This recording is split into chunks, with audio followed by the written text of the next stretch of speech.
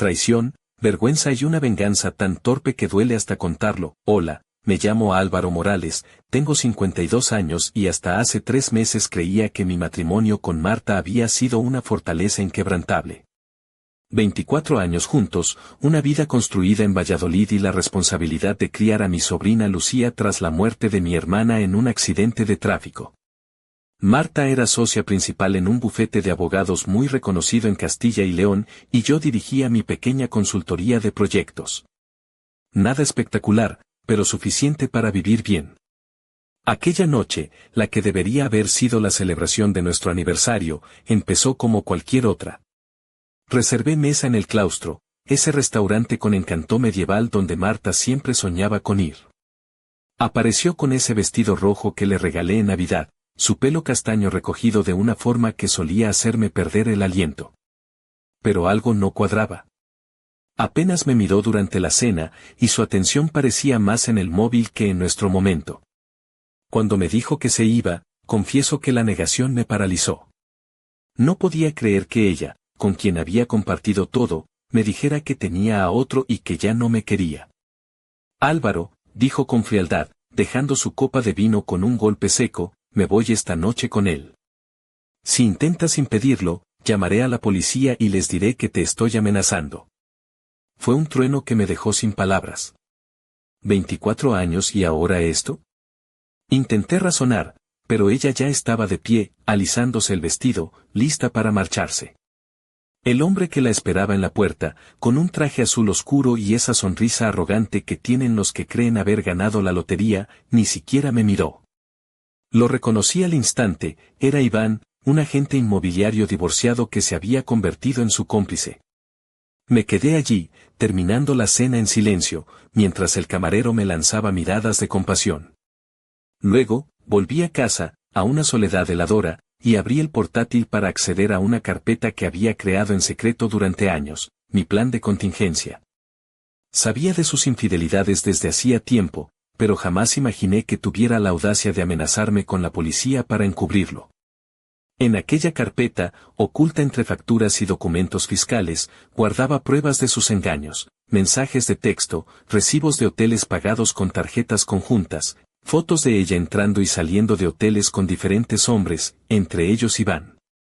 También descubrí que usaba nuestro seguro médico para tratamientos estéticos sin decírmelo, y grabaciones de audio de sus conversaciones en casa, gracias a un sistema que instalé meses atrás.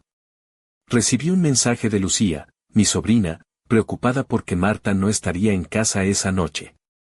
No podía permitir que la niña sufriera más. Por eso contacté a Elena, la antigua mejor amiga de Marta, con quien tuvo una pelea hace años. Elena me confirmó lo peor, Marta había destruido su matrimonio y su amistad con una infidelidad calculada y planeada. Me mostró pruebas aún más devastadoras, y me contó que Lucía había grabado conversaciones donde Marta y su abogado discutían cómo arrebatarme la custodia de la niña y quedarse con todo. La rabia y el dolor me dejaron sin aliento, pero también me dieron una idea, no dejaría que Marta ganara. A las 2:15 de la madrugada, la alarma de la casa saltó.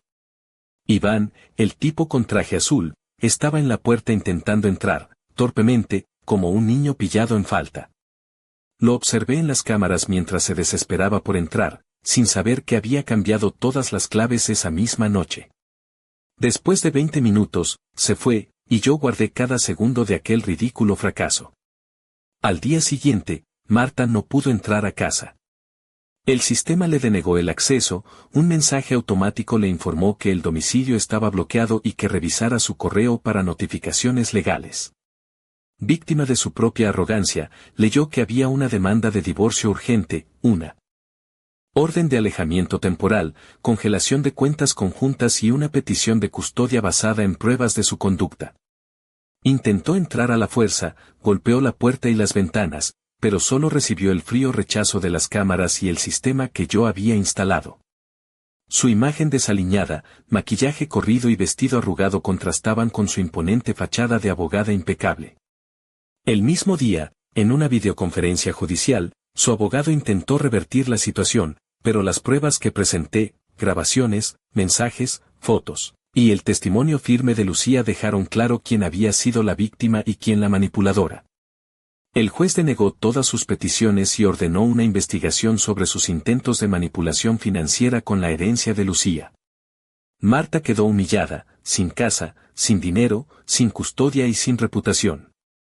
Pero lo más doloroso para ella fue el informe psicológico que encargué, que la definía como una persona narcisista, incapaz de cuidar a una familia. Intentó llamar y suplicar, pero yo no respondí. La dejé sola con su derrota, mientras yo avanzaba para proteger lo que realmente importaba, mi sobrina y mi dignidad.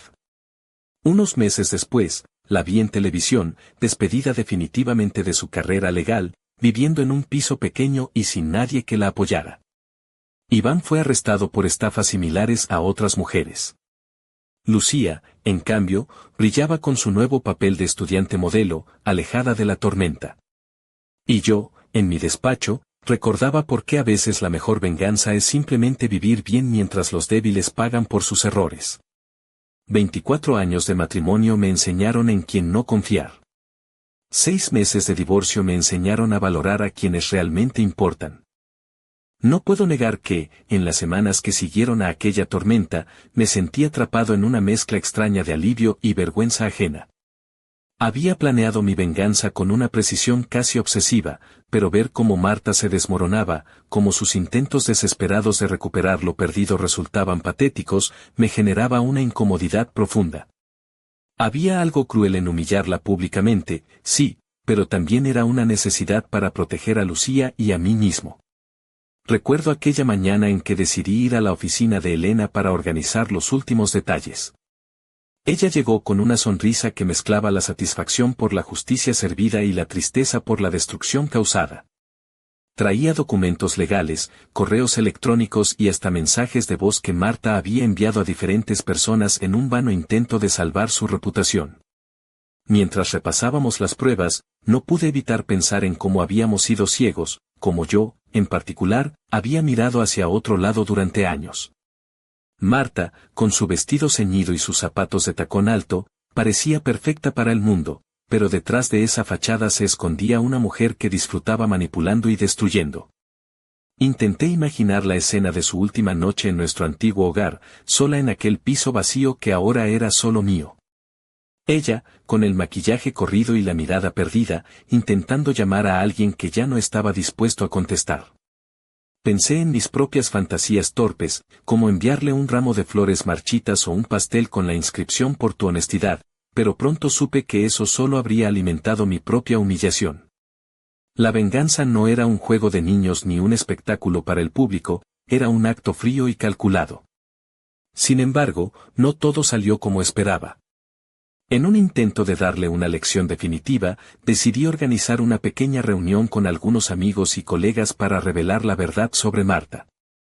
Quería hacer que enfrentara su engaño de frente, pero la realidad fue mucho más incómoda de lo que imaginé. Invité a todos a un restaurante en el centro de Valladolid, un lugar conocido por su ambiente elegante y discreto. La intención era que Marta asistiera, pero le envié la invitación con una nota ambigua, esperando que la curiosidad la empujara a presentarse. En cambio, llegó acompañada de Iván, vestida con un conjunto demasiado provocativo para la ocasión, una blusa transparente que dejaba entrever más de lo que debería y una falda corta que parecía gritar desesperación. Cuando intenté comenzar la conversación, Marta rompió a reír nerviosamente, y su comportamiento se volvió errático. Intentó intimidar a algunos de nuestros conocidos, pero su nerviosismo era evidente. Yo, intentando mantener la compostura, terminé tropezando con una silla y derramando mi copa de vino sobre mi camisa.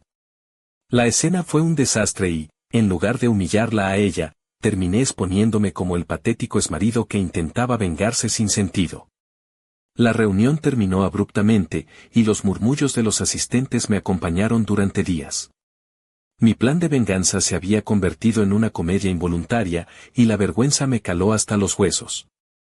Pero la vida tiene una manera extraña de equilibrar las cosas. Poco después, Marta recibió la noticia de que había perdido su licencia para ejercer la abogacía debido a una investigación por mala praxis vinculada a sus distracciones y relaciones personales. Su caída fue rápida y pública. Mientras tanto, Lucía seguía creciendo fuerte y segura, lejos de las mentiras y manipulaciones que habían marcado nuestra historia. A veces, en silencio, me preguntaba si todo aquello había valido la pena o si solo había alimentado heridas que nunca sanarían del todo. Y así, entre la humillación propia y la caída de Marta, comprendí que la verdadera fuerza no estaba en la venganza, sino en la capacidad de proteger a quienes amas y seguir adelante, incluso cuando el dolor parece insoportable. Porque, al final, no es la caída del otro lo que define nuestro triunfo, sino la dignidad con la que nos levantamos después de la traición. La mañana en que Marta apareció en la puerta de mi casa, con el vestido arrugado y los tacones en la mano, fue uno de los momentos más incómodos y cargados de vergüenza que he vivido. No porque ella estuviera allí, sino por la forma en que su desplome personal se reflejaba en cada uno de sus gestos torpes y desesperados. La luz de las farolas iluminó su rostro cansado y el maquillaje corrido, evidenciando a una mujer que había perdido no solo su matrimonio, sino también el control de su vida. El sistema de seguridad activó las luces y la voz automática le informó que ya no tenía acceso. Vi cómo intentaba una y otra vez, sin éxito, abrir la puerta de lo que había sido nuestro hogar. Su frustración crecía, pero también la humillación, mientras yo la observaba desde la ventana, sintiendo una mezcla de tristeza y una pizca de satisfacción por haber protegido lo que era mío y de Lucía. Pero lo más surrealista fue cuando, al escuchar el mensaje legal a través del interfono, Marta sacó el móvil con manos temblorosas y empezó a leer el correo con la demanda de divorcio y las órdenes judiciales. Su expresión cambió en segundos, pasando de la ira a la incredulidad, y luego a la derrota más absoluta. Fue entonces cuando decidió llamar, una y otra vez, con súplicas que llegaban a mis oídos como un eco lejano e irrelevante. No contesté ni una sola vez. Aquella mujer que durante 2 décadas fue mi compañera, mi confidente y mi amante, ahora se había convertido en una sombra que intentaba aferrarse a un pasado que ya no existía. Mientras tanto, en la oficina de mi abogado, los documentos se acumulaban y las pruebas se presentaban una tras otra. Vídeos, audios, mensajes, recibos, todo formando un mosaico irrefutable de mentira y manipulación. La presencia de Lucía en la audiencia virtual fue el golpe final, su testimonio, sereno y firme, desmontó cualquier intento de Marta por mantener la custodia. Pero aún quedaba algo que no esperaba, la llamada de Elena con la noticia de que Iván había sido detenido por estafa. Resultó que él no solo se aprovechaba de Marta, sino de muchas otras mujeres en distintas comunidades, prometiendo amor y estabilidad mientras vaciaba sus cuentas bancarias. Aquel detalle me hizo sentir una mezcla de alivio y amargura. Sabía que, aunque Marta había sido la que traicionó y manipuló, también había sido víctima de otro engaño, y que el daño que nos había hecho a todos era más profundo de lo que parecía. Con el tiempo, la vida siguió su curso.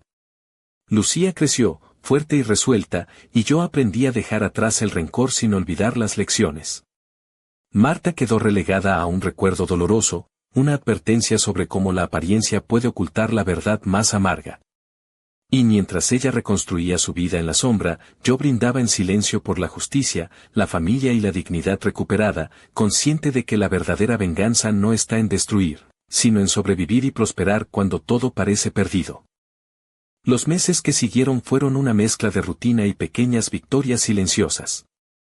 Cada día, al despertar, sentía una especie de paz que hacía tiempo no conocía, como si al cerrar aquella puerta definitivamente, hubiera abierto otra hacia un futuro más tranquilo y auténtico. Lucía se convirtió en mi prioridad absoluta, y verla crecer fuerte, con la cabeza llena de sueños y la sonrisa intacta, era el mejor premio a todo aquello que habíamos vivido. Recuerdo una tarde en la que, mientras ella practicaba su discurso para la graduación en la cocina, me senté a mi lado con una copa de vino y una mezcla de orgullo y nostalgia inconfundible. Su voz firme y clara me recordaba a mi hermana, a todo lo que habíamos perdido y a lo que aún podíamos construir. Me preguntó si Marta intentaría contactarla cuando cumpliera 18 años, y con sinceridad le dije que quizás sí, pero que ella tendría la libertad de decidir si quería o no volver a saber de aquella mujer que había causado tanto daño. Ese día entendí que la verdadera fuerza no estaba en la venganza ni en las humillaciones públicas, sino en ofrecer un refugio seguro, en ser el pilar que alguien necesita cuando su mundo se desmorona. Un día, Elena apareció en casa con una botella de champán y una carpeta llena de documentos. Su sonrisa era una mezcla de triunfo y complicidad. Me contó que la carrera de Marta estaba en ruinas, despedida de su bufete, inhabilitada para ejercer en varias provincias y, más humillante aún, trabajando ahora en un pequeño despacho sin prestigio, lejos de las luces y los lujos que antes la definían. Además, Iván había sido arrestado por fraude y estafa múltiple, y las autoridades querían que yo colaborara para esclarecer su red de engaños. Fue un cierre inesperado a un capítulo que parecía no tener fin. A pesar de todo, no sentí satisfacción ni triunfo absoluto. Más bien, un alivio profundo de saber que ya no podía hacernos daño. Lucía estaba a salvo, y yo, por primera vez en mucho tiempo, podía mirar hacia adelante sin miedo ni rencores que me consumieran.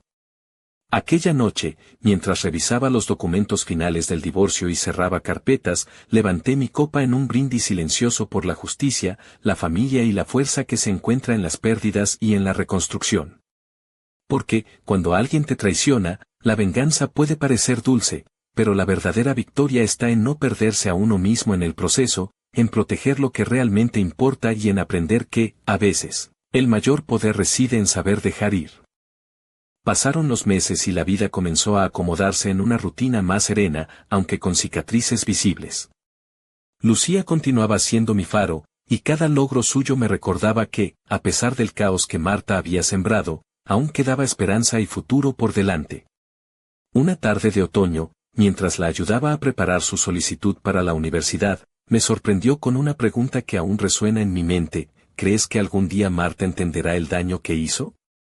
La miré y, con la sinceridad que solo da el tiempo, le respondí que no estaba seguro de que ella fuera capaz de comprenderlo, porque a veces, quienes más hieren están ciegos a sus propios errores. En esas semanas, la noticia de la inhabilitación definitiva de Marta para ejercer la abogacía fue un golpe más a su caída. Se había convertido en una sombra de la mujer orgullosa y segura que una vez conocí. Mientras tanto, Iván, su cómplice, enfrentaba cargos graves que confirmaban la red de engaños que había tejido a su alrededor. Elena y yo manteníamos contacto frecuente, no solo para asuntos legales, sino también como apoyo mutuo en esta nueva etapa. Su amistad se había convertido en un pilar inesperado, una alianza construida sobre la verdad y la lealtad, valores que Marta había pisoteado sin remordimiento. Una noche, mientras cerraba el estudio, recibí un mensaje de Lucía: «Gracias, tío, por ser mi refugio». Esas palabras me hicieron entender que, más allá de la venganza y la justicia, el verdadero triunfo era haber protegido a quien más lo necesitaba. Aunque el pasado seguía asomando en ocasiones, con llamadas perdidas o mensajes ignorados de Marta, aprendí a no dejar que esas sombras definieran nuestro presente. Porque la vida, con sus giros inesperados, nos enseña que la dignidad no se recupera derribando al otro, sino levantándonos con más fuerza cada día. Y así, mientras Lucía se preparaba para su graduación y su futuro brillante, yo encontraba en la calma y en la honestidad el verdadero sentido de la victoria, esa que no se celebra con estrépito, sino con la paz que nace de haber hecho lo correcto.